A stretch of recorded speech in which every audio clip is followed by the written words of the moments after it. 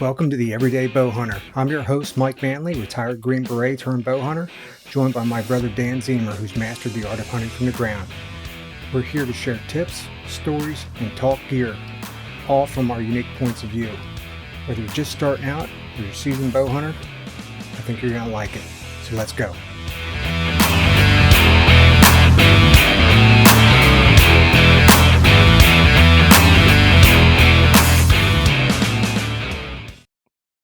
Hey everyone, this is Mike, this is Dan, and this is the Everyday Bow Hunter. Last week we talked a little bit about setting up our bows, shooting and getting ready for the season, how to manage target panic, and some other stuff with gear. And this week, I'm going to kind of keep that trend of season prep going along, and we're going to talk about summer scouting. We'll talk about our kind of plans for the season, and we're going to talk a little bit about the gear that we're going to use this season. You're going to see a big contrast between what Dan does and what I do, but it's going to be fun. So, well, Dan, you were just up in Michigan for a dog show. How'd that go? It went great. Went select 2 different times, Friday and Sunday, which gave us points. It was 5 points Friday, 5 points on Sunday towards the grand championship. Grand champion for our pointer. She did great. My wife, she did just killed it on Sunday. It was awesome to see. She's an owner handler, which is a lot different than these professional handlers. So she went into the ring with the pros and she killed it, man. She got select. Awesome. So that's yeah, I was really proud of her. It's pretty nerve-wracking. It's a different world, man. So you are, your dogs are, well, at least one of your dogs is a hunter. Are you going to be training the other one eventually to hunt, or? Yeah, right now she's just doing the show circuit. So right at the heat of the summer right now is not exactly a good time to be training in the field because they'll wear out fast. Let's call it what it is. So in the fall here, before pheasant season and all the hunters are out in the fields, we'll get her out, start training her. And then there's field trial stuff that she's going to have to pass for breeding reasons, because we have a co-ownership with another, couple that he's the breeder and he couldn't take on a puppy at the time. So we took her on and, right now we're in the show season and then it's going to go to the field train. Awesome. So Yeah. you saw a nice buck up there when you were going up there. Yeah. We were heading up and we had just got on the north side of Toledo. We're heading up the highway and I look over right there in the fields, man. I look over and there's he was Jim Dandy, Mike. He was awesome in full velvet. It was cool to see, broad daylight. It was great. It was huge. You said he had a bunch of bugs around his head, around his Yeah, it antlers. looked like Pigpen from Charlie Brown. They say that them things stink. You know what I mean? Mhm. I can only imagine there's decaying on them. So the bugs are going to naturally go to it, just like scat. You know what I mean? Mhm. So Trevor, my son, who is going to college for wildlife management, was saying that the bugs really feed on them, and they just see that a lot while they're in velvet, that they're really at them with that. So that's Yeah. pretty interesting stuff. I learn something new every day. I'll tell you what, the Um, ticks were bad up there in the grass. They were on the dogs and we were picking them off all weekend. this year's going to be bad. I'm glad I got the Yeah. stuff that I got. But anyway, this weekend, I went to the range. I got those new ZMR arrows, so I wanted to keep shooting them. And because I shoot the single pin sight, I want to make sure I have my bracket set for, how I shoot. Well, anyway, I go into the Fish and Game, and there's a guy there, and he's my age, and we just start chatting. And he's talking to me about how, he's been hunting, bow hunting for 20 some years, and he has this bow that is from 2002. Who the heck does that sound like? Uncle Brad and Dad. Yeah, and I said, Yeah. "Well, my old man, he's putting notches on his bow. He hasn't changed his bow since 2002 or Right. is it '06 or is it '02? Whatever it is. It's Yeah. a long time." And said, he's like, "Hey, if it still kills him, why am I changing?" And this guy said the exact same thing, and I'm like, "Oh my God, you sound like my dad." So Yeah. it's kind of cool. And he said the same thing we said last week. He said, hey, the bow doesn't kill the deer, the arrows do, and he had some really nice arrows there too. So it's we're not the only ones. Yeah, yeah. But yeah, so I start shooting, and I I was like, man, I constantly just had that one arrow out, but I wasn't focusing on what arrow it was, you know? So I said, I'm gonna pull up because they have the paper tuning stand there. I lined the paper tuning stand up and I shot 4 arrows. And of course, I go pull the arrows out and then I look at the paper tune. I'm like, Start that was over. real smart. That was smart. So I shot him again and I'm like, yeah, it looks like one arrow is off a little bit. So I shot it again. And that same arrow was like that, same exact pattern. So once you have your bow tuned and you're shooting your arrows and you have 5 out of 6 arrows that are all shooting good and you have one that's not. So the first thing I said was, well, I'll try to knock tune this arrow. Yeah, So I twisted the knock, and there's only so much you can do with a 4 fletch arrow, right? So I twisted around. I said, of course, the only other thing I could do is put a different point weight on it, which why do I want to do that? You know? So anyway, I'm like, one arrow, it's out of the quiver. It's gone. So I'm not messing with it. So I'm glad I did that because I hate to have, pull that one out, when the time comes. So now I have 5 good ZMRs that are ready to go, and they were killing it. My window from 10 yards to 25 yards was about, let's get in the camera like that. But amazingly, from 25 to 30, the gap was like that. So really from 25 to 30, it was really, really big drop. I was really surprised. I shot I shot way too many arrows. My shoulder's still sore. But anyway, that was that was my weekend, and I need to get out and shoot some more. And I even actually did, like you said, I did some blank bail when I first started, just nice. to just to kind of warm up. So I'm pretty happy with how I'm shooting. Some of my groups are pretty good. But anywho, so we talked about that. We were going to talk about our plans for the season, how we're kind of mapping things out and stuff. You and I, like I said, we have different approaches to how we go out, and you're hunting from the ground. It takes different considerations, but I mean, scouting. But I have what I call an ever evolving plan of how I'm approaching the season and how I'm approaching, how I'm attacking the season and the spots I select. So, anywho, the basic gist of it is, right, I am scouting for spots that are early season, scouting for spots that are, kind of mid-season, that time frame we're talking about scrape week, that basically starting around that 19 October time frame into the end of October. And then you're itching your nose, now my nose itches. But then and then looking at, going into the rut and looking for, rut funnels and rut spots like that. So I've already, looked at a bunch of those spots, picked those spots and What have what is them. going on in the background of your house there? Sounds like something's running. Oh, it's my dog. Oh. So Sorry. so my dog Fox just got a bath and just came in from his walk, and now he wants a treat. So when he wants a treat, all you hear is so that's we'll have that on the podcast too. It's just but back to what I was saying. Anyway, so I take those spots, and what I'm doing is I'm mapping each one for access routes based on winds, right? I'm saying these spots are these winds. Here's my access that I have to take to get to them. And sometimes those accesses aren't pleasant as far as long distance walks and stuff to get there. And then I'm setting them up so as through the season, I know what spots I have to hunt for those particular times. Now, of course, the thing that's going to be the challenge is not hunting those spots when they're not ready. And of course, other hunters could hunt them and blow them out and ruin them or whatever. But that's why I'm continuing to look for more spots. I have about 8 right now. And I think that, when I line those up, but then my focus is not to hunt, not to force a hunt.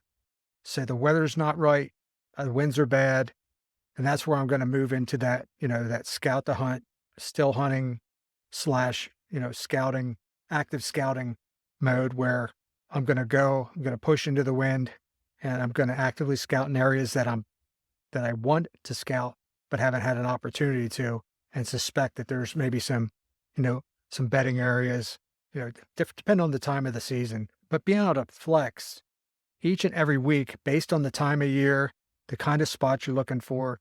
And I'm mapping that out, in Onyx on my app. So I have each one of them in my phone and I have the wind set up for each one. I have the wind direction set. So when I look at that on my phone, I say, okay, I can only hunt this with this wind. But anyway, that's the gist of my plan for the season. Yeah, I don't generally, and you know this, I don't really like scout a whole lot in the heart of the summer. I guess I probably should, more. Summers are busy to get up there to go scouting. It's tough.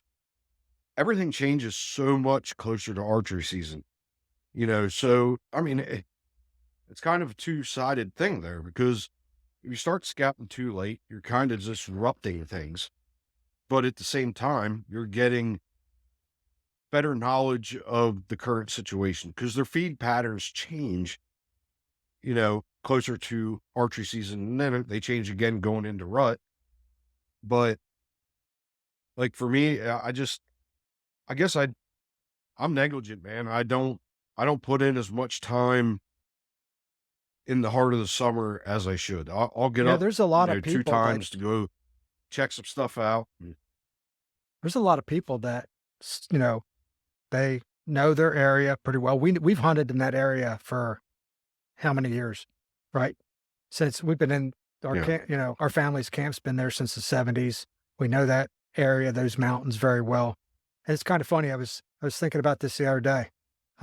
Fact that they keep hearing it all the time. I actually just saw like a blog post and a thing on Facebook saying, you know, is public land hunting worth it? And I was like, that's all we've ever hunted, and we never thought about it as public land. We just said it's just them going to the mountains. That's where we hunt. And I think the only time we hunted on private land was down there in Delaware. That one year we had that lease, and we didn't even hunt on the private land. We went to where the deer were. We went in the public land that was just on the outskirts of the farmland, right? So I that's all mean, we. I got to hunt public or I got to hunt private a lot more than you there. You chose not to. Let's just say that because it was I, easier. I just You always wanted think the it was too challenge. easy, and I And wanted the challenge. Yeah, but yeah, I I, mean, I went obviously, there. It was a meat run and, you know, honey hole, you know what I mean? And I ended up killing the biggest buck of my life up there, but I miss it. I miss it because it made me feel close to my grandfather, and I miss him Dan's talking dearly. And about our I miss, grandfather's land, his farm. going up there and just, Mm. and Hey, but it I is what it know, is. I We know the old have man the misses it cabin, too. and like I said from the back porch, yeah, yeah, no doubt. Like I said from the back porch, I went out, walked out, looked at the valley, and just went, yeah, this is the farm now. So it, we're blessed here either way, man. We get to go hunting. That's what it's all about. So Yeah, and but on that note, talking about the scouting and the season prep and everything, the methodology that I've been doing, and I think it's borne some fruit. So I I went out in February and I put my first cameras out in February, and I had a spot that wasn't really, you know, doing anything for me on the camera. And I said, "Oh, you know what? This is probably more of a, you know, scrape week type spot. It wasn't necessarily, if you're going to get them anything in the wintertime." So I went out and I moved the camera and I started seeing some sign, and I kept pushing myself down the mountain, and I'm far out. And I'm like, I think I'm on top of a thick bedding area, and the trails going into there were incredible. And so I put a camera there, and I've gotten some pretty good footage off that camera. It's doing really good for me. But the thing that I've realized and the thing that I've tried to do more this year than any year is you can only see that sign from last season up until, late or not even late spring or to the midway through spring. And then you're going to lose that as things green up and you can't see it anymore. It's like that one area that we went to, and I said, there's a bed right on the very top of the mountain. That bed was not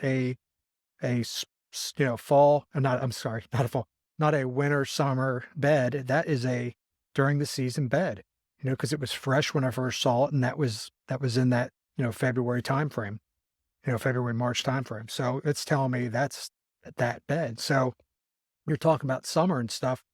When if we scout through the spring and really identify the stuff that's out there from the season, you can identify spots that the sign's still there from the fall and gives you an idea. Now, sometimes you're going to be wrong, of course, but then into the summer, my focus in the summer is that early season when you might only get a week, that first weekend, maybe, you know, until they are off their summer pattern.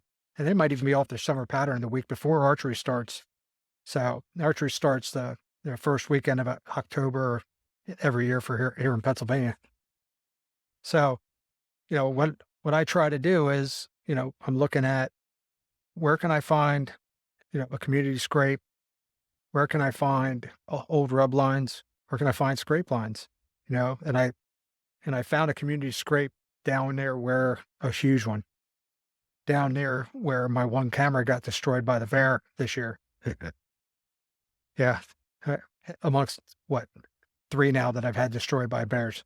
Yeah, I So don't know what that is with you and game cameras, man. They are like bear magnets. what's funny is every single one of these is a Chinese knockoff camera. I'm thinking the bears don't like the Chinese, so they're attacking those cameras. I love it. Oh man, that's great. Yeah, yeah, Bear down. yeah. So I'm hoping to see Ugh. that one. That one looks like he's gonna be huge, Yeah. that bear. So But the one spot you were talking about, is that the one you were sending me me and Dad and whatever all the pictures to, the yeah, bachelor group? yeah. There's a bachelor group in there, but last year and the last couple years, I think 2 years ago, I stumbled across this monster buck, and I saw him one time last year when I had a 6 point coming into me, and I was focused on the 6 point. And when the 6 point busted me and started running up on the hill, there he was. And I was like, I'm there. I'm patterning. I'm getting myself into that window, into his core area. I'm starting to do a good pattern analysis of where they're going, traveling. And I think I've really identified where they are when they're low, and I think when they're low, it's nighttime stuff, and where they're up higher, it's obviously more daylight because that's when I'm seeing them. But it's times a day that I sporadically see them that are, right next to that bedding area where they're just coming out and feeding a little bit and then going back to bed, I think. So I think that's what I'm finding there. But the one thing I found in that particular area that really led me into this to really pattern this entire area pretty well was that they have a lot of scrapes down kind of lower on the mountain, and they are active on those scrape lines during that scrape week. I have all kinds of trail cam pictures last year and the year before, 19, 20, 21, October. Daylight, middle of the day, noon, 1 o'clock, you know, down low, not up high on the mountain. And even this bedding area isn't at the top. They say the bedding areas are going to be, we talk about mountains like we hunt, it's going to be in the upper 1/3 of the mountain, when you're looking at bedding. But this is kind of in the second third of the mountain where this bedding area is. But it's huge. It's so Oh, thick in there. It is. Oh my God, it's thick. It's thick in the winter. It was thick in the winter time. I couldn't go into it. It was that thick. So I think that's why they're in there. But, do you think? go ahead. I'm sorry. Oh, that's all right. Do you think like this time of the year, their patterns are lower because it's closer to water because it's Oh, so hot absolutely. for one to stay Oh, hell cool, yeah. drink more, you know. Yeah. I thought it was kind of telling that Steve was up there and he was doing a little scouting and he walked up on a monster that was bedded down and it Mm. was only about halfway up the mountain. Yeah, why are they going up to the top right now? Why would they want to? Why expend that energy? Right. They don't have to. There's no Yeah. pressure. They can do what they want. In fact, they can bed right down near the fields, near the creek, where they get water. They don't have to go far.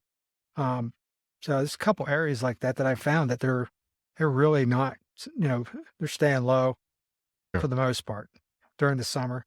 I haven't seen anything that tells me I had one camera up really high on the mountain and nothing on it. So I might have had one doe and a younger one, but that's it.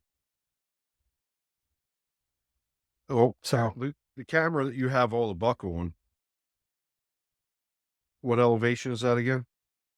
Like what third of the mountain or whatever? that's in the second third, but the upper Okay. portion of the second third, right right before the last bench before it goes up to the top. Yeah. So Okay. but there's probably 400 yards till that bench. That's a huge, but yeah, the thing about that area is it's wide open. And why would they go through there? Why would they bed up in there Yeah. when they have all that thick stuff? Yeah. You know, you're either going to be Right. there or they're going to get pressure and they're going to go up to the top of the mountain and bed up there.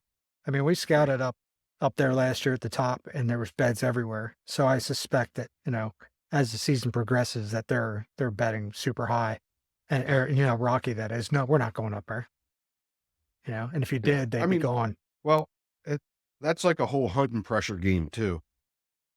So it's time of year. The hunting pressure gets worse.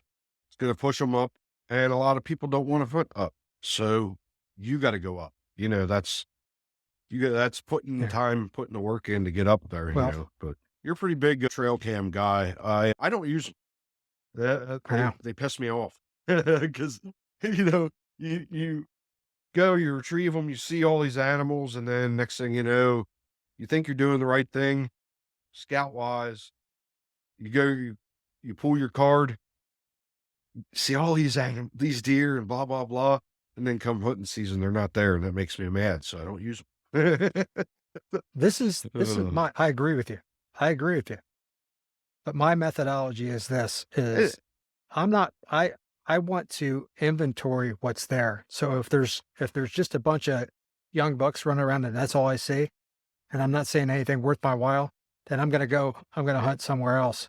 But if I'm like, oh, there's a monster in here, now I need to start, you know, paying a little bit more attention, scouting a little bit more, walking through the woods and not only looking at those low hanging branches and seeing where you see that hmm, the tines have come through and they're tipping their tines off the branches and stuff and saying, "Oh, there's a big one in yeah. here." You see some big rubs and stuff. I actually was coming back from scouting way out. I was out way out the mountain, and I was coming back, going back to camp, and a monster came right across the road in front of me near Red Man. And I stopped the car and I was like, I ran back to where the trail was that he came off of, and some DNCR guys, and that's our Department of Natural Oh Resources yeah. guys and forest guys, whatever. And they came up and they said, "Hey, what the heck are you doing?" And I said, "Oh, monster just went across." And they go, "Oh yeah, we see him all the time. He's been here like 3 years with this massive rack, and nobody's been able to kill him." And he said that he was right down where the old man had his blind forever there, right next down where you're at too, where you had your next next What the to heck was the I creek, calling it for him? It was Fox Hollow or whatever. something like that. I And called it Fox and Hollow, and I don't think we've ever seen a fox in and we there. and we found that big signpost rub down there, the massive rub. Oh yeah. And but anyway, these guys went on to say, "Oh yeah, last year, last Friday of archery season, we're working and we're coming down the road, and he's standing right down there in the wide open on a doe." And that made me think, rut funnel. So that, a good possibility that spot, because of the doe down there, because there's a lot of doe there, that's a place to go. And that's actually brings up another point. One thing that I've done differently, and it started at that when I got that big buck down there a couple years back, is that area where I got that buck is doe heavy, right? They Yeah. run they run the stream, they're down low, they they're up and down there nonstop, right? So naturally, the buck are coming down to where they're at because doe stay on their patterns a lot more than a buck will. You can push a buck off his pattern pretty easy, but a doe, they like to stay in their habit. They're really set on their habits. So I'm looking Yeah. for two things. I'm looking for those habitual doe trails for the rut. This is rut specific. Habitual doe trails that they're always on, and then I'm looking for doe bedding. If I can find doe bedding spots, the buck's going to be in there from Froze the up rut, on me. before the rut, and pre-rut. They're going to be bedding on top of those doe bedding areas like a hawk. They're going to be watching them like a hawk. And so that's one of the things I'm really looking for as I'm doing those scout the hunts, active scouting things during the season. Okay. So, yeah, me and dad were both thinking the same thing at one point. I think it's pretty cool when you look over at somebody and you start telling them your thoughts about a spot and they're sitting there and their face is lighting up and they're going like, holy crap, I was thinking of the exact same thing. And it came to fruition. I saw a heck of a buck there, and problem was I'd already got a little tiny 5 point. So it kind of ruined that for me, but it's pretty neat when you have an image in your head and you see something because you see something in a spot because you had seen some action that led you to think or believe that there's going to be deer there, Mhm. and for that to all come together, it's pretty exciting. Well, he's a dang deer magnet. That he Yeah. I don't I don't you can go out in the morning, not even not even trying, and next thing you know, he's I got one hit, so he ticks me Well, off. that was this year with 7 bolts, Mhm. and I got done. I woke up with you guys. You guys went out hunting. I decided to stay back at camp and butcher my deer, my buck, and I had just got done. I sat down in the recliner to take it easy, drink a cup of coffee. 8 o'clock, here he comes walking through the door. I got one. I need your help. It's just like I'm like, Jesus, man, you're something. He's 69 years old and he's just still a slayer. That's awesome. Yeah. Yeah. I think this year's gonna be the first year he said he's not gonna hunt in a tree stand. He's just gonna be ground hunting. Yeah, and I'm thrilled about that, to be honest with you. It's Yeah, just one yeah, less thing me and you have to worry about when we're out in the woods yeah. is Constantly worried that is he's dad gonna fall out okay? of a tree or something, yeah, Yeah. yeah. He's still I, probably in he better shape than he's such a 90% of good the hunter, people. Mike. Yeah. He's such a good hunter. He's going to do it off the ground. Like it's a different challenge for him. I'm excited. I'm excited to see what he 7 points was off the ground this year. So, Mhm. the guy is capable of it. I'm Mm. I'm excited for him. It's Yeah. he Yeah, it's it's going to be something more that I'm not relaxing good for at, him because you now know? he's not I going to worry about it. I don't I'm not Yeah. I'm gonna try. I bought that little, like, portable blind setup that you can just, like, as I said, like, do an active still hunting or whatever, and you wanna sit on a spot for a little bit and just Yeah. kinda put it out to cover yourself.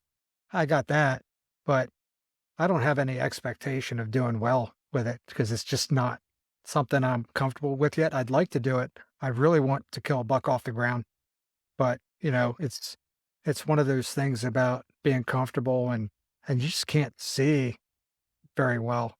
And most of the places where I'm hunting are thick and, I have to rely on my hearing, which I'm deaf. So that makes it a little bit tougher. Yeah, ground hunting, there's a lot that I learned. A lot you learn a lot by failing. You know what I mean? Like Oh, I yeah. failed a lot in the very first go of it, but once I figured out everything has to kind of happen on a blind corner or an ambush spot. Like it, Mhm. so you got to play the wind for one, but you know what I mean? Does that make sense to you? Like Oh, no, no, I if actually you got I to meant to get, say that yeah. I meant to say that earlier, things that you're looking for, and you just said it. The things you're looking for, those pinch points, funnels that they have to go through, yeah, setting up on those. And I think you have that one. Well, you got a spot you call ambush. So, yeah, that's yeah, a that's a heck of a it's an pinch point right ambush, there. but that it's a pinch point. But the hard part about it is because where it's at, you're sitting right up at the very top of the mountain there on the back side of it. And the way that they're coming is up over. And it's so thick that by the time you see them, if you're not ready and reacting, it's you're gonna miss your opportunity. Yeah, So as soon as you hear something it coming, you gotta be it's drawn. hard. Well, it's hard hunting. Yeah, it's hard because you have to be on constantly. Every little sound, you have to be ready. And yeah, it's a tough spot, but boy, is it magical. You know what I mean? Oh, yeah. There's some and that area right there always has big deer, so it's it's it's consistently had Yeah, them yeah. over the years. But so, with all That's that why it being was called said the promised land. exactly. With all that being said, so as far as your gear setup this year, what are you carrying with you and why? Well, definitely not in the early season. I'm not using a blind. I don't want to get sweated up. It's just too much weight. The chair, the blind. No, again, I don't really use it much anyway. But so I have a Summit tree seat. It's called the stump seat, I believe. I carry that in just my backpack. I have a turkey hunting curtain blind, and about I mean, that's pretty much it. And I'll find deadfall. I'll use that as an advantage for me. I'll use the edge of thick stuff. That's really my gear. Like you have a tree stand or you have your saddle, you know what I mean? I don't really have that. So I have to utilize the forest as my gear. Does that, and Yeah. it's sometimes going in and you have to almost, for me, I have to know where I'm going. I can't just wing it because going in the dark and trying to figure out Oh, that yeah. pinch point you were talking about, or Mhm. you can't see an ambush spot in when it's pitch black out with a headlamp and everything's kinda how them lights are, you could see the immediate area, but everything else around it is kinda blacked out, you know what I mean? So, you gotta Mhm. utilize scouting. That is why it's important to me, and I should be doing more, but I will in a couple the next couple weeks here, I'm gonna be probably getting into it a lot more than I have because it's dog show season again, but yeah, it's that my gear is a lot different than the tree climber. You guys have hooks, you guys have ropes, and you have this and that, where I'm I'm geared completely different. It's, what am I gonna do on the ground for noise? I have to clear, I have to it's a totally different How are approach, but you don't want to clear too much because you need that advantage scratching to make sounds to, kind of like using it as a call, so to speak. so question, what Yeah. how are you setting up your bow? Or is it always in your hand, or are you using some kind of ground stake Yeah. to put your No, bow on? it's Where are your arrows at? Are I you do keeping your have quiver on? I always have one knocked and like I have this, I think it's from Allen Company. Anyway, it's like a two prong that goes down into the ground that I can put my bow on. So actually, I would do it on my left hand because I shoot right-handed, but so I would have it kinda set off to the side so I could just grab it and go, but there's a lot of times where I have my cam, I'll I'll put my feet together kinda like this when I'm sitting on that seat, and I'll have my cam sitting on my boot, so all I'd have to do is lift up, you know what I Yeah. mean? Oh, yeah. I've done that stuff It's before. yeah, it's it's attrition. You got to put yourself through it to understand. Like sitting there for hours, kind of on the ground, it's different. You have a bird's eye view from the tree, so you could see them coming from a lot farther away. Where I don't have that, I am relying more on my ears, my ears mostly to hear. uh, I have to be ready more of the time than I could think a guy in a tree does. Yeah. That's so anyway, oh, on that point, so I was Yeah. at a hearing appointment with our aunt. Our aunt is a hearing specialist, and one of the things she dialed in for me made it a little bit better. I wear hearing aids because of, Iraq and stuff. And she put in, really, really fine tune my hunting channel. So I can put that on and go Oh, into ultra listening mode when I'm out there. But sometimes it gets nice. irritating because it's so loud. Like every leaf crunch is super loud. So I can only take so much of it. But anyway, it's there in case I Yeah. want to use it. So it's pretty cool. Um, on my end, of course, when you're saying that, it's like, hey, you walk out, you got a tree seat, you got a little thing to put your bow on, you know, and that's it. That's a lightweight approach It's to easy, hunting. man.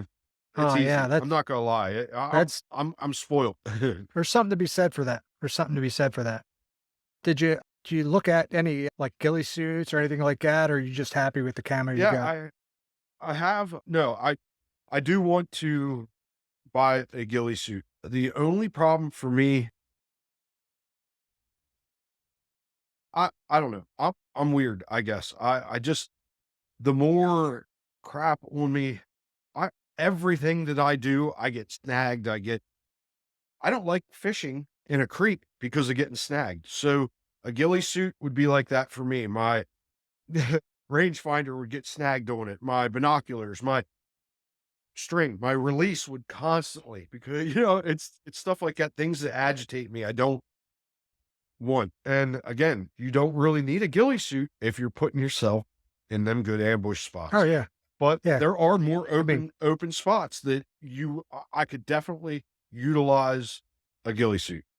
well, the number one thing when it comes to deer vision, the number one thing that because the deer is basically like would be considered blind, legally blind, by our standards. They're green, color blind. But the number one thing they do that they have above all else is movement.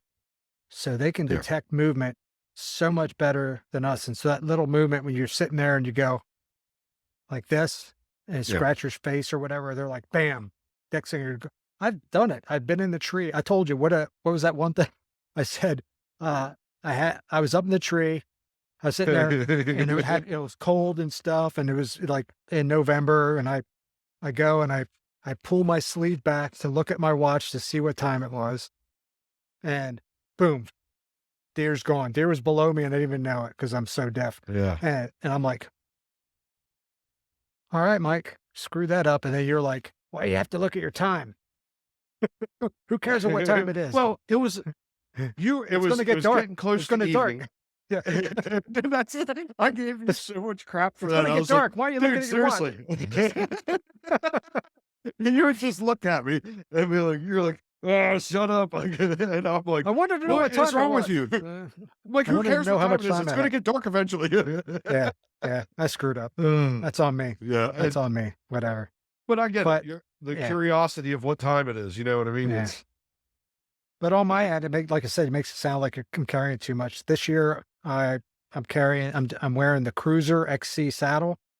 I'm also using the Cruiser Mini Seeker platform. But that Mini Seeker platform, it's still bigger than the Predator platform I was using from Tethered. Just a little bit bigger, not much, but it's got a lean to it. So I like to lean when I'm in the saddle.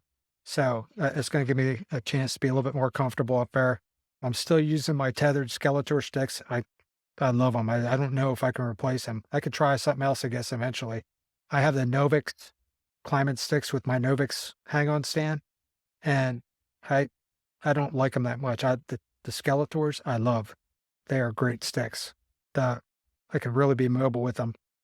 I was carrying the trophy line Case 2.0 pack. It's carry all your stuff pack last year because I had all the camera stuff and everything in there and wanted it to be secure, but you could strap your sticks on the outside of it and put your platform on. It's just made for saddle hunters. This year, I'm trying out, they have another pack called the Palisade pack that allows you to do the same thing, but it's a formed pack. So it's going to protect the camera stuff a little bit better. Was constantly worried about it. I don't know if I like just getting my hands on the pack. I don't know if I like it as much as the case pack. But we'll see. Trial and error. But that's what I'm going to try to use this year, and we'll see. And one of the things I said to myself this year, I'm not worrying about. I'm going to make sure the height I am in the tree corresponds with the cover I have, and not because I used to hunt where 20 feet had to be 25 feet, and I was way too high all the time. Now I'm not going to do Yeah. that. So, but I think with the saddle, I have the ability to go out and say, I do want to do scout the hunts and say, oh, I'm going to hunt for the ground. I'm just going to drop my pack here. I'm going to hunt from the ground right here. Or Yeah. I can get in the tree because you're just wearing the saddle. You know what I mean? You're not carrying a tree stand on your back. Yeah. I have a question But for you. sure, Okay, so now that you got into the saddle, do you really see yourself getting in the climber much anymore? Or do you climber. think that you know what I Maybe, mean? maybe if I get a little older and I'm not as physically capable, I might. But I right guess now, like during I the love it. season. I love it during this season now. If I so my current Yeah. Okay. methodology is this, because the one thing about saddle hunting is you got these ropes, so you got to have a tether, and you have lineman's rope that you have to have, for every time you climb, and you're in the tree. So if you're expecting rain or it did rain, the last thing I want to do, especially if I'm hunting a couple days, is get those ropes wet, because now they're in my pouches and they're wet, and I have to pull them out when I get back. I have to hang them out to dry and stuff.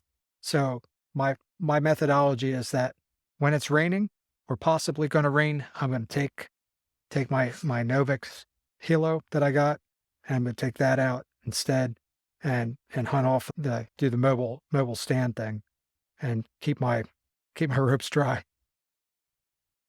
Okay. But well, we talked about a lot of stuff here, Dan.